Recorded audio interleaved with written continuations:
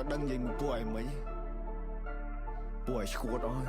ពួកឯងស្ដាប់បននេះដាក់ subtitle នៅស្ទើរខ្មែរថៃដីខ្មែរអត់ត្រូវការអ្នកណាមកថៃជំនួសពួកចោលឆ្លៀនពៀនបើមិនងាប់ក៏វាអាចរបួសតជំនាន់អ្នកចោលសៀមរឿងសង្គ្រាមគឺវាឃ្លានហួរដើម្បីដល់អំណាចស្រ័យជេរចាចអញខ្មាស់គេជំនួស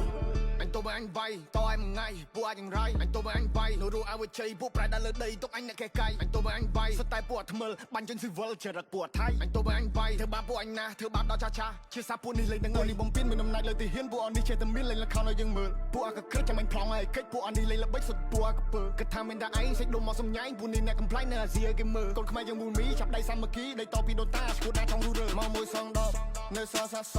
អត់មានអ្នកកងប់លើដីខ្មែរអត់មានអ្នកហែពួកអាបសោអញមានឈាមខ្មែរដូនតាអញថែដល់ទីបញ្ចប់ពួកនេះលប់ឡាយមានសាសនាដែរតែធ្វើដោយលប់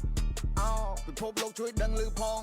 ថាស្រុកខ្មែរបបាដែរមានចោលក្បាលលបងចោលបើលឺដែរសុំជួយចាប់ផងចេញដែនដីអញឯង not below ខ្មែរថៃដីខ្មែរអត់ត្រូវការអ្នកណាមកថៃជំនួសពួកចោលឆ្លៀនពៀនបើមិនងាប់ក៏វាអាចរបួសតជំនាន់អ្នកចោលសៀមរឿងសង្គ្រាមគឺវាឃ្លានហួរដើម្បីដល់អំណាចស្រ័យជេរចាចអញខ្មាស់គេជំនួសអញទៅបើអញវាយតឯមួយថ្ងៃពួកអាចយ៉ាងไรអញទៅបើអញវាយនោះអើជ័យពួកប្រែដល់លើដីទុកអញអ្នកកែកាយអញទៅបើអញវាយសុទ្ធតែពួកថ្មិលបាញ់ជន់ស៊ីវិលចរិតពួកថៃអញទៅបើអញវាយធ្វើបាបពួកអញណាធ្វើបាបដល់ចាជាសាពួកនេះលេងនឹងអីនេះហើយប្រទេសបនមានថាយើងមួយចំហៀងសុទ្ធតែអ្នកក្រនេះហើយប្រទេសបនមានមើលឃើញប្រាសាទគិតថាជាថ្មនេះហើយប្រទេសបនមានពេលយើងជួយសេដ្ឋកិច្ចគិតថាយើងពលករ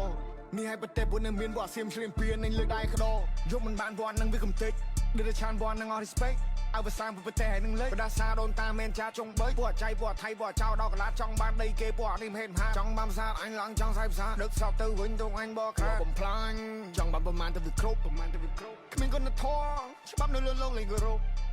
អញចង់តែកាត់សាញ់បើទៅឲ្យឃ្លីមកទំនប់ You play with my people you die in the battle ឲ្យទ្រូងឲ្យចំហអើបើខ្លាំងឲ្យចូលមកអ្នកទប់